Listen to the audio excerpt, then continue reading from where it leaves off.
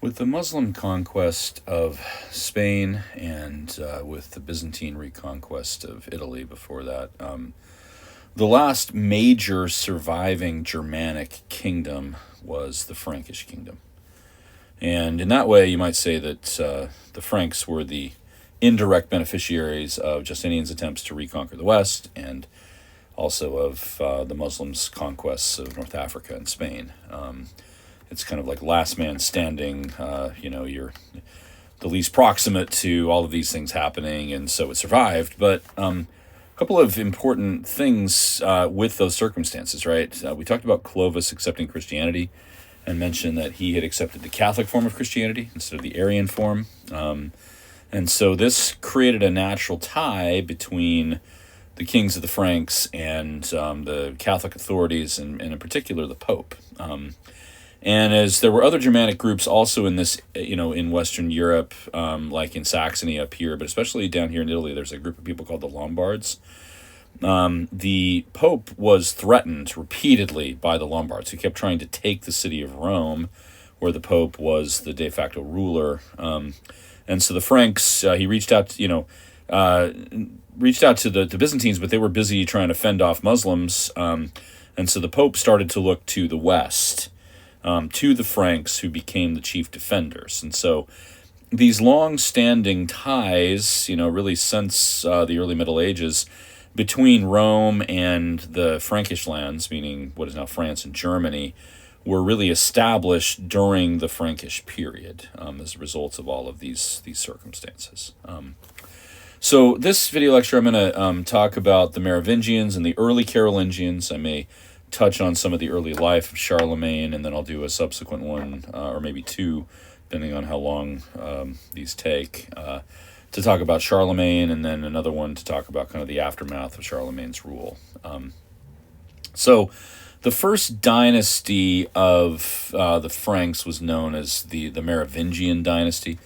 This is the dynasty, that was really solidified by Clovis, although the name Merovingian comes from was probably a legendary ancestor of Clovis's called Merovech. But you can see from this map that the heartland of the Frankish kingdom, the earliest geographic layer of the Frankish kingdom, was this region that was called at this point Austrasia, which encompasses, part of France, part of what is now Germany, and most of what is now Belgium and part of the Netherlands, right? So kind of this region here.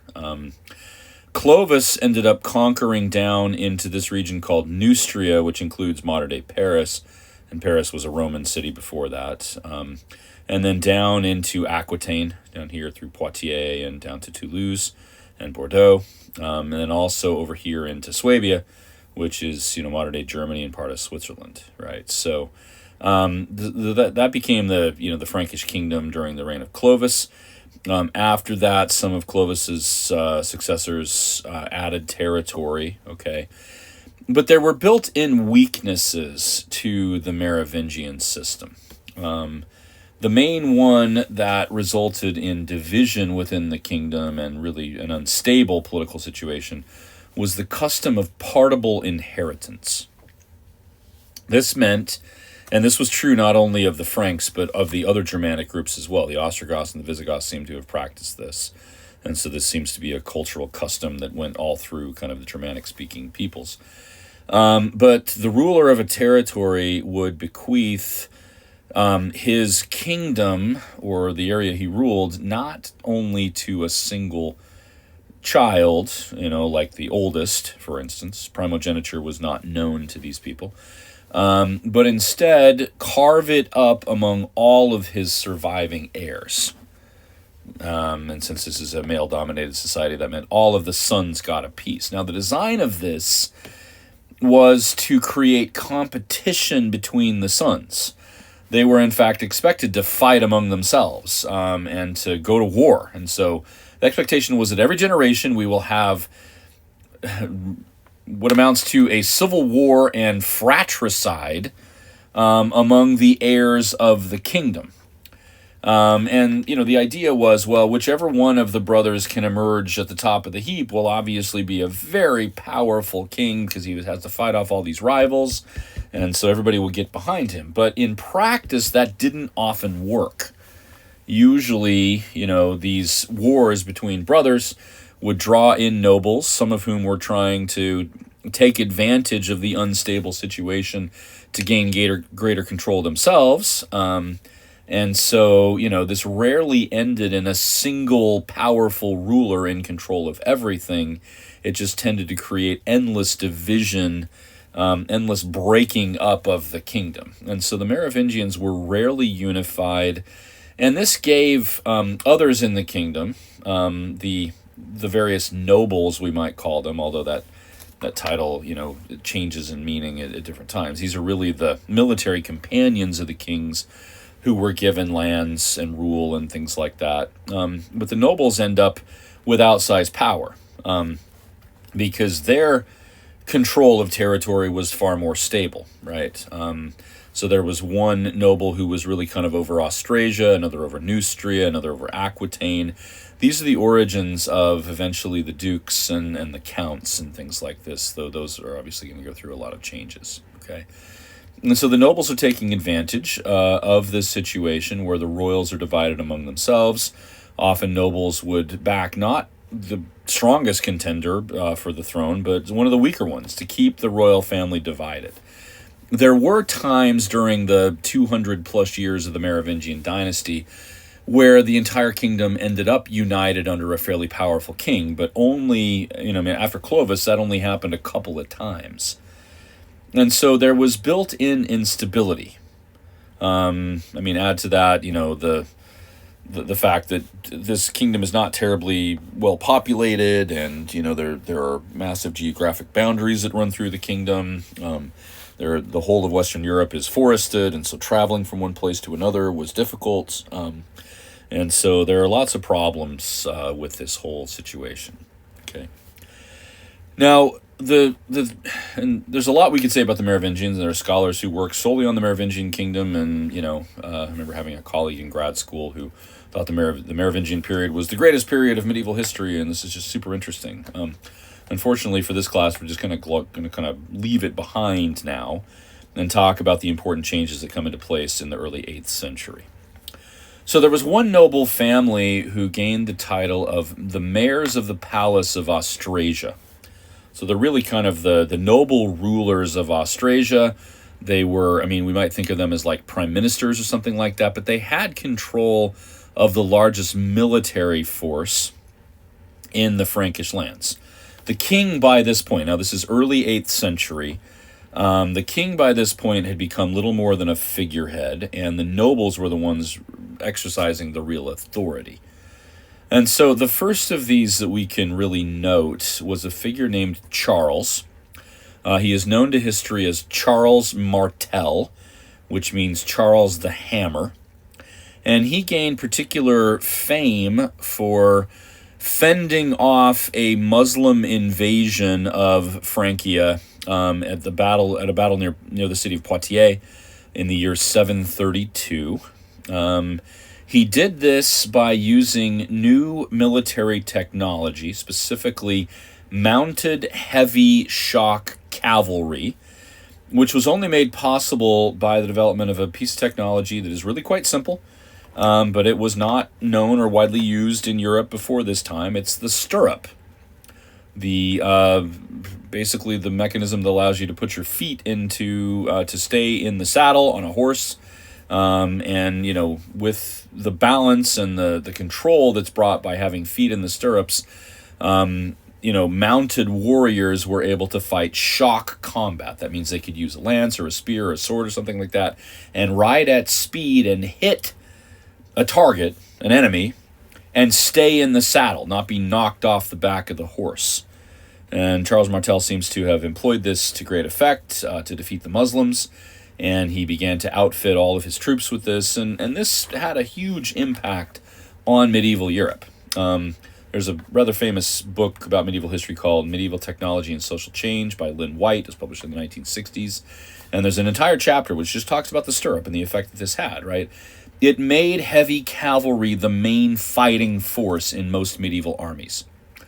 And because it takes a lot of money and means to afford horses and armor and things like this, that meant that only the nobles, only the elites could afford to do this, and they used this as justification for perpetuating their rule. They said, we are the ones who fight, therefore we are the ones who deserve to rule. We're risking our lives, so we need the power here, right? And that becomes one of the operative principles in the formation of political communities in medieval Europe, really all the way until the late Middle Ages. Now, the son of Charles Martel was named Pepin. This family, like other Frankish families, seems to have had a set of names that they favored, Charles and Pepin and Louis and Lothar, and it's really only for that reason, because these kind of original kings of France, or at least the most notable early medieval kings of France, used those names, that the vast majority of the kings of France through the history of when France was a kingdom were named either Charles or Louis. At least those are the largest number of kings have one of those two names. But Charles's son was named Pepin. He's called Pepin the Short, probably because he wasn't very tall. But he was a great warrior and great leader nevertheless. And Pepin was the first to become a king, right? So there is a source. I think I might have to... Sorry, I was looking up images here to share about Charlemagne. This is the source I want to look at. It's called the Annals of Lorsch. It's a monastic work of history, but it's talking here about that Pepin sent some churchmen off to the Pope. The Pope's name was Zacharias at this point, to, as it says, ask his advice in regard to the kings who were then ruling in France, who had the title of king but no real royal authority. So the question is, who should be the king? The one who has the title and kind of the tradition, but has no authority, or the one who actually exercises the authority and the power in the kingdom? And recognize as well that Pope Zacharias had just been protected by Pepin. Pepin had taken an army down into Italy to fend off a Lombard invasion of Rome, and so, it made sense for him to do a quid pro quo here and to back Pepin. And so the Pope sends back this message and said, well, he who actually has the power should be called king. And this is enough of an excuse for Pepin then to have himself crowned king. And the last of the Merovingian kings, whose name was Childeric, was shorn of his locks and sent into a monastery. The Merovingian kings had a tradition of never cutting their hair. They actually got this, it seems, from the story of Samson in the Old Testament, or at least that was an inspiration for it. But that was the custom, and so by cutting the king's hair, that's really like taking away his royal authority. He was sent into a monastery, and shortly after that, Pepin was called back to Rome to defend Rome against the attacks of the Lombards, right? And this is really kind of the beginning of this long-standing alliance between the Frankish kings and the popes. The Byzantine emperors, who were the traditional protectors of the popes, were no longer on the scene. Again, they were occupied with fending off the Muslims. And so having the Franks at the beck and call, as it were, of the Pope to come and defend them, really did solidify, this relationship. And in fact, it was Pepin who proclaimed that all of central Italy, including a lot of territory that was claimed by the Byzantine Empire, all the way over to Ravenna, which was the traditional provincial capital of the Byzantine Empire in Italy, that was to be papal territory. The Pope would be the overlord there, and that this would be called the Patrimonium Sancti Petri, the patrimony of St. Peter, which is this is what's otherwise called in the Middle Ages the Papal States. And a little bit of the Papal States, of course, survives in the modern day. This would be the Vatican City, but it used to be a fairly large territory in central Italy. It was created by the Frankish kings kind of carving out that and declaring that this was, to be governed by the Pope. Okay, now, Pepin's son was the famous Charlemagne.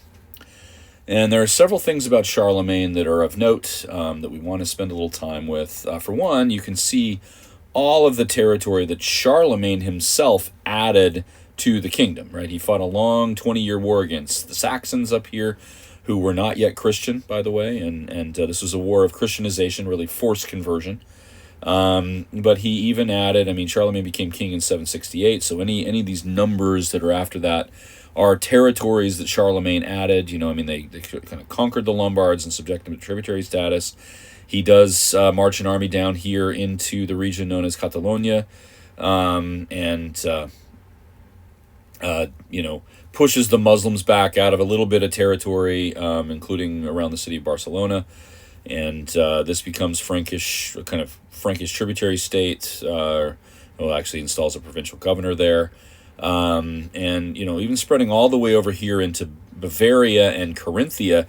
And you can start to see these regional associations take shape. Places like Swabia and Burgundy and Aquitaine and Bavaria come to be ruled over or governed by powerful dukes.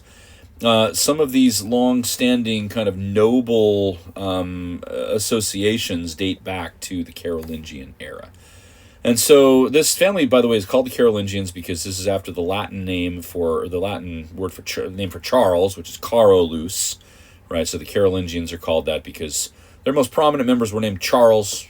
Charlemagne is Charles the Great in French, right? So I will then talk in the next video lecture about the life and career of Charlemagne, and get into the Einhard reading as well as the capitularies, which are some of the assigned readings in the Geary book.